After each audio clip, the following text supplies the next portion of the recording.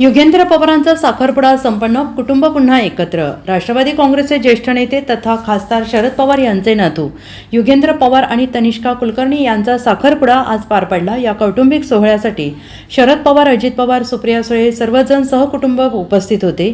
पवार कुटुंबातील नव्या पिढीच्या साखरपुड्यामुळे कुटुंबात आनंदाचं वातावरण होतं. मुंबईत पार पडलेल्या या कार्यक्रमात कुटुंबातील प्रमुख सदस्य एकत्र आले होते. युगेंद्र पवार आणि तनिष्का कुलकर्णी यांच्या साखरपुड्याचे फोटो आता समोर आलेले आहेत. यापूर्वी युगेंद्र यांच्या आत्या सुप्रिया सुळे यांनी याबाबत माहिती इंस्टाग्रामवरून दिली होती. त्यानंतर आज नियोजित कार्यक्रमात मुंबईतील तनिष्का यांच्या घरी हा साखरपुडा सोहळा संपन्न झाला. विधानसभा निवडणुकीत अजित पवारांविरोधात मैदानात उतरलेले त्यांचे पुतणे युगेंद्र पवार गेल्या वर्षभरापासून राजकारणात सक्रिय झालेले आहेत.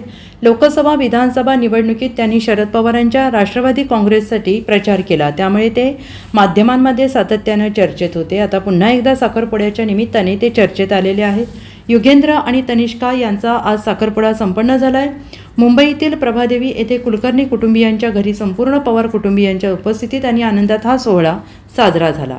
यासून साखरपुड्याचे फोटो आता समोर आलेले आहेत. युगेंद्र आणि तनिष्का यांनी गळ्यात पुष्पहार घालून भावी आयुष्याची लगीनगाठ बांधली आहे. मात्र युगेंद्र यांच्या भावी सुविद्य पत्नी तनिष्का कुलकर्णी कोण, असा सगळ्यांना प्रश्न पडला. दरम्यान या सोहळ्याच्या निमित्ताने पुन्हा एकदा पवार कुटुंबीय एकत्र आल्याचं पाहायला मिळतंय. Bureau report, SBN Marathi, Mumbai.